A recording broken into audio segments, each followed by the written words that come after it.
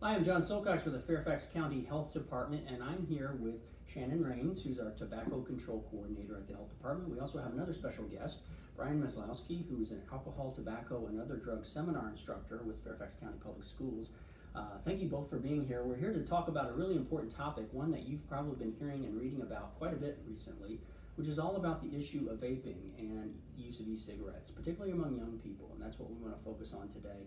A lot of information in the media recently, reports suggesting that vaping is on the rise, that it's a particular concern for young people because of the risks involved, and that's what we want to talk about. We want to kind of address what those risks are and also really inform our parents in particular about things that they should be looking out for so they understand how these devices work and why they're a concern. So Shannon, I'm going to start with you. Can you kind of tell us a little bit about what are e-cigarettes and how do they work? Right, yeah. So as you guys can all see, there's a bunch of different products here. They have different nicknames. So some call this the vape, we have a Juul, some people call them mods, but we consider these all e-cigarettes because they all work the same. They all are battery powered, they have a heating mechanism and produce an aerosol that's inhaled into the lungs and then exhaled out into the atmosphere. And then they all either have refillable abilities with the e-juice, or they will have a cartridge that is pre-filled with e-juice. And these juices, they're kind of branded, so they look yummy. This one has jelly beans. There's about 15,000 different flavors. And I know Brian knows a lot about how all these devices kind of heat up, the difference between the bigger and the smaller. Yeah, and one of the things that is always asked is, juuling versus vaping, what's the difference? Is there a difference in e-cigs? And so we have all these types of devices out here for you to see. It's all the same, right? E-cigarettes, vaping, juuling, they all become the same thing. Juul has just become so popular that teenagers have taken that on to make it a verb, right? They actually will tell you, I don't vape, I juul. Right? So all these things are the same, and as Shannon said, they all come with generally the same components. They can just be packaged a lot differently, right? There's a little bit of a stealthier model in the Juuls and the Sorens. The box mods that come like this can just give you a greater power output, can increase the heat, which gives you a greater amount of aerosol, which then in turn gives you a greater amount of nicotine to take into your system, things of that nature. Juul, although being smaller, just has a higher concentration of nicotine in their pre-fill pods. So nicotine is basically what all these devices are providing for students. And as someone who has kids of my own, I look at some of these devices, I wouldn't even know that that's an e-cig device. It looks like something you might plug into your computer to save your files or something.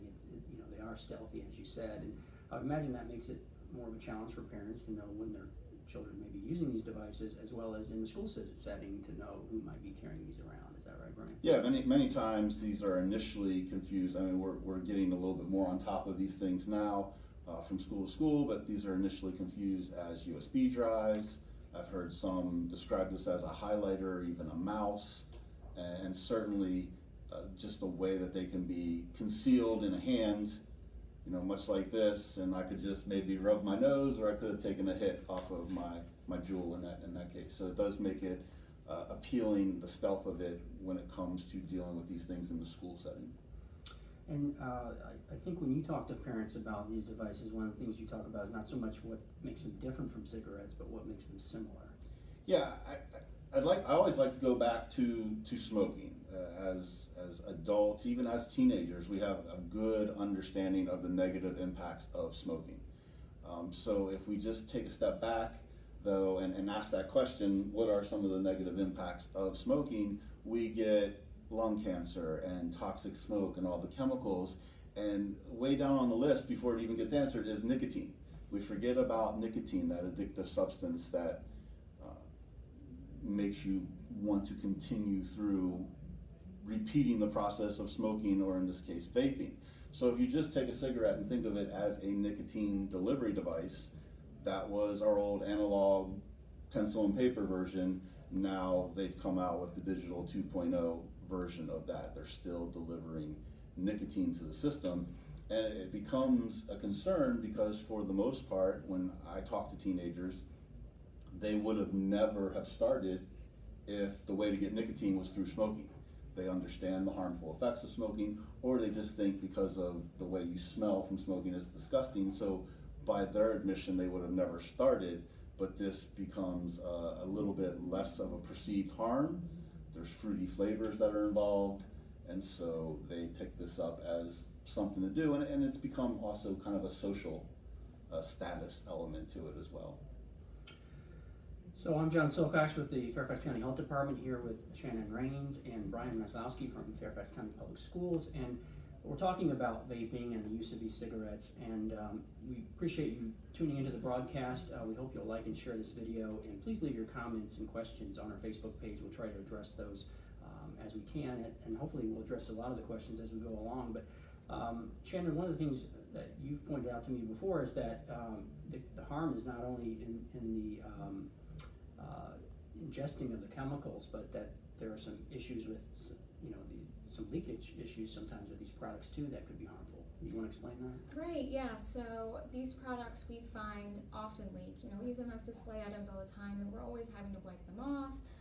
The juices, it's easy for that to leak, and a big thing is the juices, we know that often contains nicotine, and then very commonly other chemicals as well.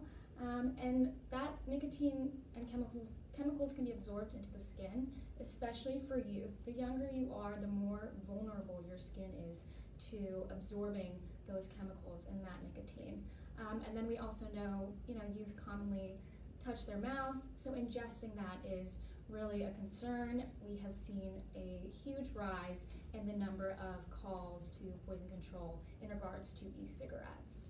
Yeah, in addition to it being absorbed into the skin, sometimes through the mouthpieces, a little bit of that juice can still be there, not vaporized, and it's actually ingested, and it does not take very much of that nicotine juice for you to get sick from that.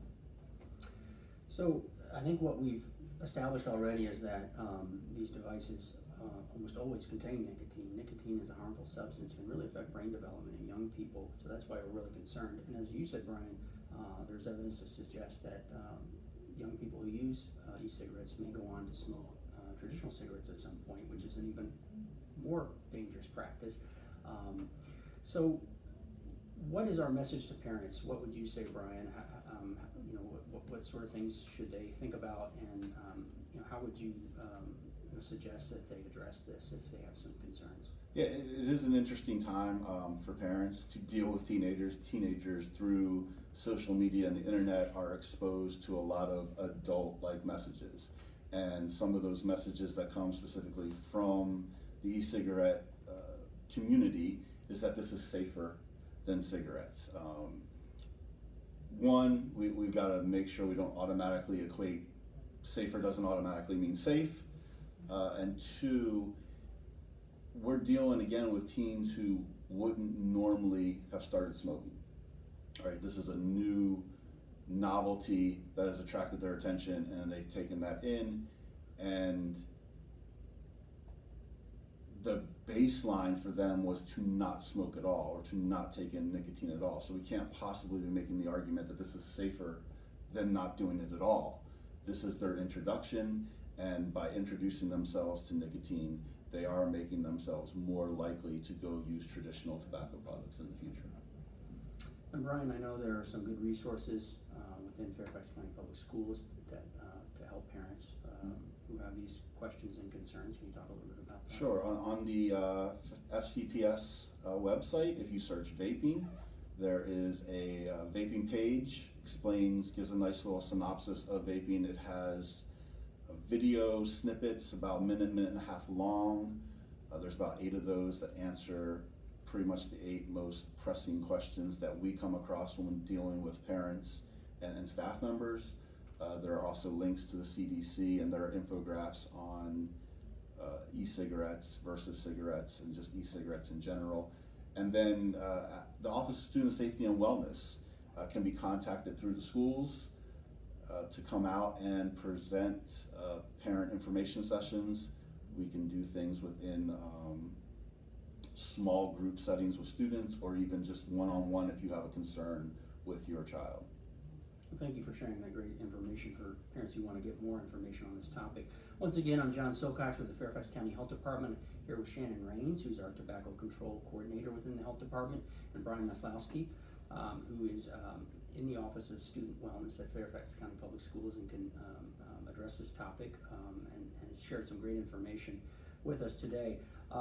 Again, if you have questions or comments, please leave them on our Facebook page. We're happy to try and address those, and we hope you'll like and share our video.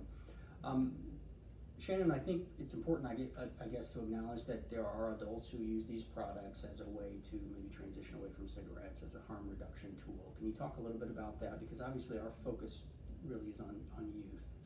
Right, yeah, so we do know that a lot of people who have maybe become regular smokers have tried to use these products as a harm reduction tool, and we know that e-cigarettes do have significantly less chemicals, ingredients. They don't produce as many chemicals as a traditional cigarette, and so we know that. But in terms of youth, the FDA has not categorized any of these products as cessation tools, and safer does not mean safe, especially for youth. The bottom line is youth use of e-cigarettes is unsafe. Well, thank you for emphasizing that point. I think it's probably important to kind of summarize what we've kind of said here today, and that's certainly the message number one, which is these products are not safe for young people, that they often do contain nicotine in almost every case, and that nicotine is an addictive chemical and can harm brain development in young people. We also know that they can often contain other chemicals that could be harmful, and that, as Brian has said, young people who use these products may go on to smoke cigarettes. They may be more likely to do so, as some of the research is suggesting, so we definitely don't want to get them started on that path, and that's why it's so important that as parents, we monitor that and we try to intervene when necessary. And just to remind our audience about those resources that Brian mentioned, you can go on the FCPS website and search vaping, and there's some great information there and resources as well as videos. Also, you could go to cdc.gov, which has a lot of information about e-cigarettes as well. So I want to thank our guests today, Shannon Raines, our Tobacco Control Coordinator at the Health Department, and Brian Maslowski from FCPS. Thank you so much for sharing this great information with us today. Again, we hope you'll like and share our video. Please leave any comments or questions on our Facebook page. And please have this conversation with your kids. Make sure that they are aware of the dangers here and that they act appropriately. So thank you so much for watching. We hope you have a great rest of your day.